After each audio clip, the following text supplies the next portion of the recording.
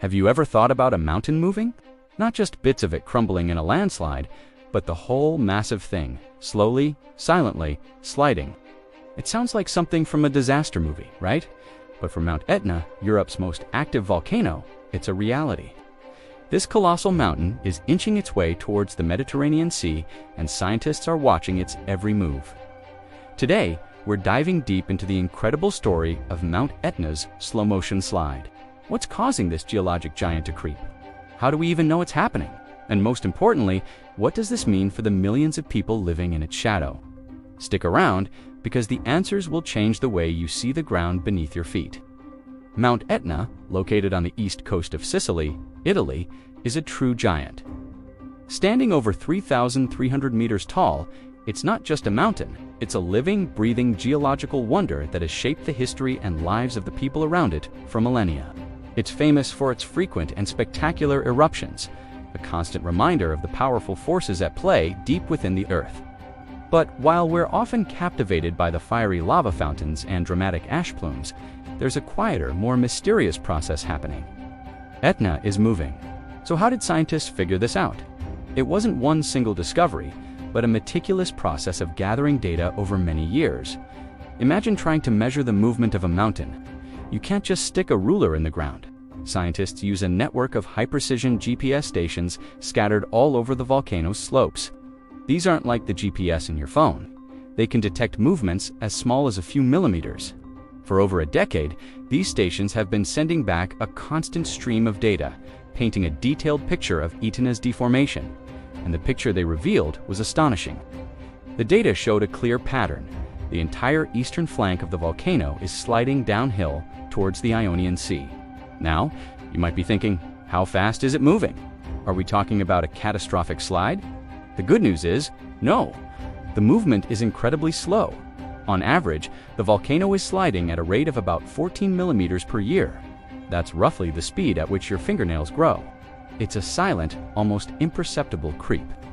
So, there's no need to panic about the mountain suddenly plunging into the ocean tomorrow. But even though it's slow, this movement is hugely significant for geologists. Why? Because it tells us something profound about what's happening underneath the volcano.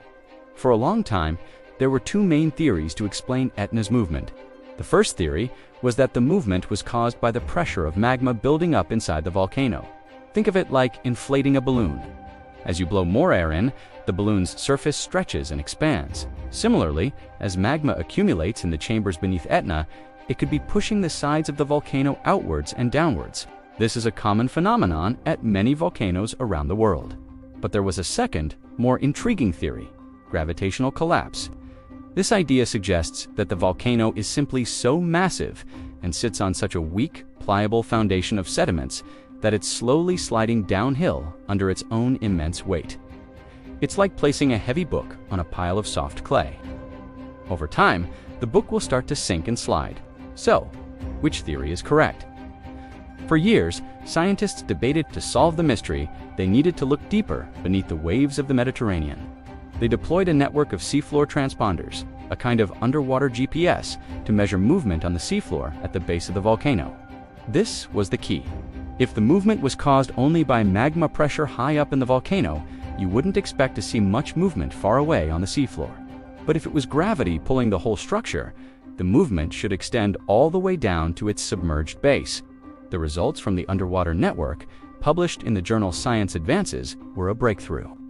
They showed that the sliding movement was happening across the entire structure, from the upper slopes right down to the seafloor, miles away from the summit craters.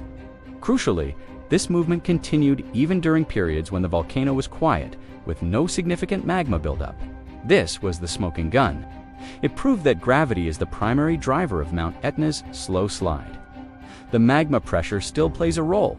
It can accelerate the movement, but the underlying constant creep is due to the sheer force of gravity acting on the volcano's massive bulk. Understanding this is a game changer. Why? Because it has major implications for predicting hazards. We're not just talking about eruptions anymore. We're talking about the potential for something called a flank collapse. This is when a large section of a volcano's side suddenly gives way in a catastrophic landslide. These events are rare, but they can be incredibly destructive, sometimes triggering tsunamis if the landslide enters the sea. The history of volcanoes is filled with examples of such collapses. One of the most famous is the 1980 eruption of Mount St. Helens, which began with a massive flank collapse. More recently, in 2018, a flank collapse at the Anak Krakatau volcano in Indonesia triggered a tsunami that caused widespread devastation. The slow, steady slide of Etna's eastern flank is a precursor, a sign that this part of the volcano is unstable. The movement relieves stress, but it also indicates a fundamental weakness. Does this mean a devastating collapse is imminent for Etna? Not necessarily. The current movement is slow and non-accelerating, which is reassuring. Scientists call this a seismic creep, meaning it's happening without generating major earthquakes. However, the knowledge that gravity is the main driver adds a new layer of complexity to hazard assessment. An injection of magma, a large earthquake, or a change in the underlying rock structure could potentially destabilize the sliding flank and accelerate its movement, possibly leading to a partial collapse. This is why continuous monitoring is so critical. The network of GPS sensors, both on land and underwater, acts as an early warning system.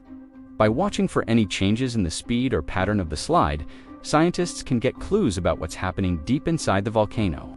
For example, if the sliding suddenly speeds up, it could signal that magma is pushing on the unstable flank, potentially increasing the risk of both an eruption and a landslide. This research isn't just about Etna. It provides a vital model for understanding other large coastal and island volcanoes around the world, like those in Hawaii or the Canary Islands, which also show signs of flank instability. What we learn from Etna's silent slide helps us better understand the life cycle of these volcanic giants and the potential hazards they pose. The story of Mount Etna's journey to the sea is a powerful reminder that our planet is constantly changing, often in ways we can't see or feel. It's a tale of immense geological forces, of gravity's patient and relentless pull, and of the incredible scientific ingenuity that allows us to witness it. While the fiery eruptions capture our imagination, it's this silent, slow-motion slide that holds some of the deepest secrets about the volcano's future. The people of Sicily have learned to live with their volatile neighbor, respecting its power and beauty. And thanks to the scientists who act as its vigilant guardians, we are getting better. And better at understanding its every rumble and its every slow, silent inch towards the sea.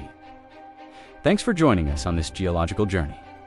If you found this fascinating, make sure to like this video and subscribe to the channel for more deep dives into the wonders of our planet. Let us know in the comments what other geological mysteries you'd like us to explore. Thanks for watching.